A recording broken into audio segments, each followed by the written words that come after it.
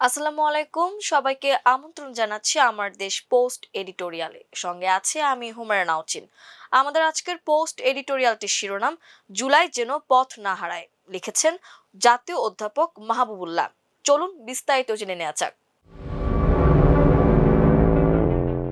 2024-এর জুলাই অভ্যুত্থানের পর 2 বছর অতিক্রান্ত হয়ে গেছে। এর মধ্যে প্রফেসর মোহাম্মদ ইউনূসের নেতৃত্বাধীন অন্তর্বর্তী সরকারের আয়ু ছিল 18 মাস। এরপর 2026-এর ফেব্রুয়ারি বহুল প্রতীক্ষিত জাতীয় নির্বাচন হয়। বাংলাদেশের ইতিহাসে যে কয়টি সফল ও সার্থক নির্বাচন হয়েছে, এর মধ্যে 2026-এর 12 ফেব্রুয়ারি নির্বাচনটির কাহিনী ইতিহাসের পাতায় স্বর্ণাক্ষরে লেখা থাকবে। এই নির্বাচন নিয়েও বেশ কিছু সমালোচনা হয়েছে, কিন্তু জনগণ ছোটখাটো ত্রুটি বিচ্যুতিকে আমলে নেয়নি। এই নির্বাচনে বিএনপি 2/3 বেশি আসনে জয়লাভ করেছে। তার মানে এই নয় যে অন্য দলগুলোর প্রতি জনগণের কমণ্ডলু থেকে কোনো বাড়ি বর্ষিত হয়নি। জামায়াত ও এনসিপি নিয়ে গঠিত বিরোধী দল সংসদে সত্যিকারের বিরোধী দলের ভূমিকা পালনের জন্য যথেষ্ট সংখ্যক আসন লাভ করেছে। তারা সংসদে নিজ নিজ রাজনৈতিক অবস্থান থেকে খুবই সক্রিয় ভূমিকা পালন করছে। বাংলাদেশি গণতন্ত্রের অন্যতম দুর্বলতা হলো অধিকাংশ সংসদে বিরোধী দল সক্রিয় ও সরব ভূমিকা পালন করতে পারেনি। 2024-এর মহা গণ অভ্যুত্থানের প্রেক্ষাপটে যে নির্বাচিত সংসদ গঠিত হয়েছে, সেই সংসদ বেশ প্রাণবন্ত ভূমিকা পালন করে চলছে। সংসদের যে চেহারা আমরা এখন দেখছি, এর জন্য আমাদের সব কৃতজ্ঞতা জুলাই শহীদদের জন্য। জুলাই শহীদদের আমরা ভুলতে পারিনি। জুলাইকে অবজ্ঞা করে বা অবমূল্যায়ন করে কোনো রাজনীতি বাংলাদেশে চলতে পারে না।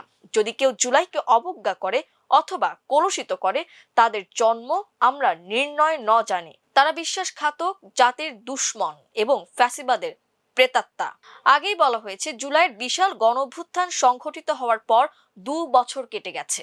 এই 2 বছরে জুলাই অভ্যুত্থানের বিজয়কে সুসংহত করার জন্য অনেক কিছুই করার ছিল, কিন্তু দুর্ভাগ্যের বিষয়, একটি আত্মবিস্মৃত জাতির মতো আমরা অগ্রাধিকার ভিত্তিতে অনেক কাজ করতে পারিনি।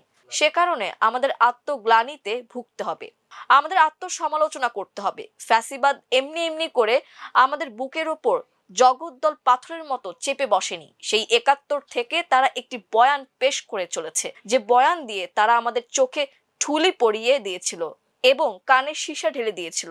আমরা দেখতে পাইনি, শুনতে পাইনি তাদের কথার বাইরে অন্য কোনো বয়ান হতে পারে। এটি আওয়ামী ফ্যাসিবাদ বিরোধী একটি বয়ান। এই বয়ান স্বাধীনতার পক্ষ ও বিপক্ষ বলে জাতিকে যেভাবে বিভক্ত করে ফেলেছিল এবং বাংলাদেশ রাষ্ট্রটিকে ভারতীয় আধিপত্যবাদের কাছে নৈবেদ্য হিসেবে তুলে দিয়েছিল, দেশটাকে একজনের পিতার দেশ হিসেবে গণ্য করেছিল, দেশে পিতৃতন্ত্রের নামে কার্যত রাজতন্ত্রে পরিণত করেছিল, তার বিকল্প হিসেবে কোনো বয়ান বা ন্যারেটিভ দেশপ্রেমিকরা সৃষ্টি করতে পারেনি। দেশপ্রেমিকদের নতুন বয়ানে থাকবে কিভাবে 1971-এর মুক্তিযুদ্ধ বেহাত হয়ে যায়। বেহাত হওয়ার সেই স্বীকৃতি আমরা দেখতে পেয়েছি ভারতীয় লোকসভায় প্রিয়াঙ্কা গান্ধীর ভাষণে। প্রিয়াঙ্কার ভাষণে কোনো রাগঢাক ছিল না। আমরা বুঝতে পেরেছি আমাদের স্বাধীনতা কিভাবে বেহাত হয়ে যায়। স্বাধীনতার প্রকৃত ইতিহাস যদি দেশের জনগণ জানতে না পারে, তাহলে এক পর্যায়ে এসে আবার পরাজিত ও পালিয়ে যাওয়া ফ্যাসিবাদীদের মৌরসি পাট্টা প্রতিষ্ঠিত হবে। এমন অবস্থা ঘুণাক্ষরেও কল্পনা করা যায় না। নতুন এই বয়ানের অন্যতম বিষয় হবে এদেশে কিভাবে গণতন্ত্রকে ব্যর্থ করে দেওয়া হয়েছে। শেখ হাসিনা আয়োজিত চারটি ভুয়া নির্বাচন ভারতীয় আধিপত্যবাদীরা জায়েজ করে দিয়েছে। ভারতকে বলা হয় পৃথিবীর বৃহত্তম গণতন্ত্র, অথচ এই ভারতই প্রতিবেশী বাংলাদেশের ভুয়া নির্বাচনগুলোকে বৈধতা দিয়ে এবং সমর্থন ও সহযোগিতা দিয়ে বাংলাদেশের গণতন্ত্রকে হত্যা করেছে। নতুন বয়ান অনুযায়ী ভারত তার প্রতিবেশী দেশে যেন তেন প্রকারে তার পদলেহী অনুগত গোষ্ঠীকে কিভাবে রাখা যায়, এর জন্য কোনো চেষ্টাতেই ত্রুটি করবে না। নতুন বয়ানে আরো বলতে হবে, ভারত কিভাবে 7 দফা গোপন চুক্তি চাপিয়ে দিয়ে, 25 বছর মেয়াদী বন্ধুত্ব ও মৈত্রী চুক্তি চাপিয়ে দিয়ে এবং অভিন্ন নদীগুলো থেকে পানি প্রত্যাহার করে বাংলাদেশকে চিরতরে পঙ্গু করে রাখার জন্য আয়োজন করেছে। নতুন বয়ানে সেই কথাগুলো থাকতে হবে। দুর্ভাগ্যের বিষয়, জুলাই অভ্যুত্থানের পর এমন একটি নতুন বয়ান সৃষ্টিতে উল্লেখযোগ্য কোনো উদ্যোগ দেখা যায়নি। জুলাই সনদ রচিত হয়েছে, রাজনৈতিক দলগুলো সবাই বলছে তারা অক্ষরে অক্ষরে জুলাই সনদের বাস্তবায়ন নিশ্চিত করবে।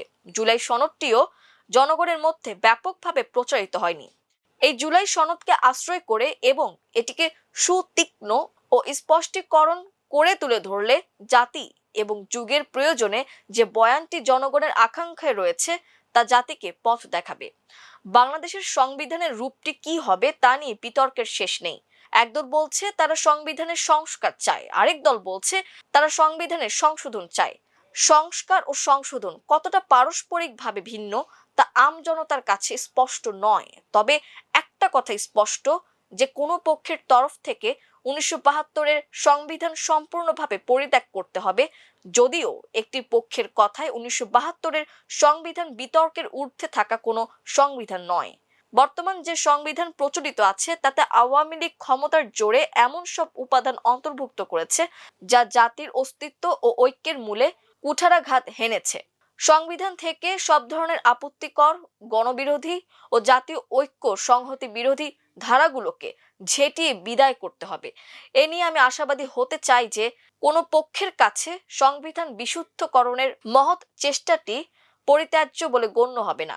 এখানেই নিহিত রয়েছে আমাদের জাতীয় ঐক্যের নিশ্চয়তা। নতুন সংসদের অধিবেশন বসার পর থেকে ট্রেজারি বেঞ্চ এবং অপোজিশনের মধ্যে দূরত্ব বেড়ে চলেছে।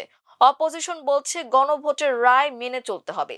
অন্যদিকে ট্রেজারি বেঞ্চের পক্ষে কেউ কেউ বলেছেন জনগণ তাদের দলের প্রতি রায় দিয়েছে, সুতরাং তাদের অবস্থানকে খাটো করা যাবে না। গণভোটের পক্ষে রায় দেওয়ার জন্য বর্তমান প্রধানমন্ত্রী তারেক রহমান একাধিকবার আহ্বান জানিয়েছিলেন। সুতরাং রাজনৈতিক বিচারে গণভোটের গুরুত্ব হ্রাস করার তেমন কোনো সুযোগ নেই। উদ্বেগের বিষয় হলো সংবিধান সংস্কার এবং সংবিধান সংশোধন নিয়ে যদি জাতির মধ্যে বড় আকারে ফাটল ধরে তাহলে লাভবান হবে ভারতীয় আধিপত্যবাদ এবং তাদের দোসর পলাতক আওয়ামী লীগ। জাতি হিসেবে আমরা কি এত বড় ঝুঁকি নিতে পারি? একটি বিষয় আমাদের দুশ্চিন্তা মুক্ত করে। প্রধানমন্ত্রী ও সংসদ নেতা তারেক রহমান যখনই প্রয়োজন বোধ করেছেন তখনই বিরোধী দলীয় নেতাদের সঙ্গে কথা বলার সুযোগ করে নেন। তার এই উদারতা প্রশংসনীয়। গণতান্ত্রিক ব্যবস্থায় সরকার ও বিরোধী দলের মধ্যে সংলাপ অব্যাহত থাকলে জাতীয় ঐক্য ও সংহতি সম্পর্কে নিরাপদ বোধ করা যায়। মনে রাখতে হবে, গণতন্ত্র হলো rule of majority with the consent of minority. সংখ্যাগরিষ্ঠ গোষ্ঠীটি যতদিন সংখ্যালঘিষ্ঠ গোষ্ঠীকে শ্রদ্ধার চোখে দেখবে ততদিন গণতন্ত্র হবে সুষ্ঠু ও সাবলীল। বাংলাদেশ এখন এক নাজুক পরিস্থিতির মধ্য দিয়ে এগিয়ে চলেছে। ফ্যাসিবাদী শাসকরা যেভাবে অর্থনীতিকে ফোকলা করে ফেলেছে তা থেকে অর্থনীতিকে পুনরুদ্ধার করা একটি কঠিন কাজ। এই কর্তব্য আমাদের অবশ্যই নিষ্ঠার সঙ্গে পালন করতে হবে। কোনো ধরনের দুর্নীতি, অনাচার, প্রতিহিংসা ও প্রতিশোধ গ্রহণের স্পৃহায় যেন আমরা অন্ধ হয়ে না যাই। এই অন্ধ হওয়া মানে পথহারা হওয়া।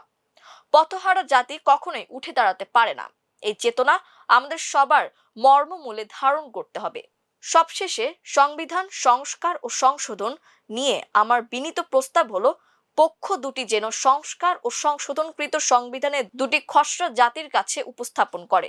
তাহলেই আমরা বুঝতে পারবো উভয় পক্ষ কতটা কাছে অথবা কতটা দূরে অবস্থান করছে।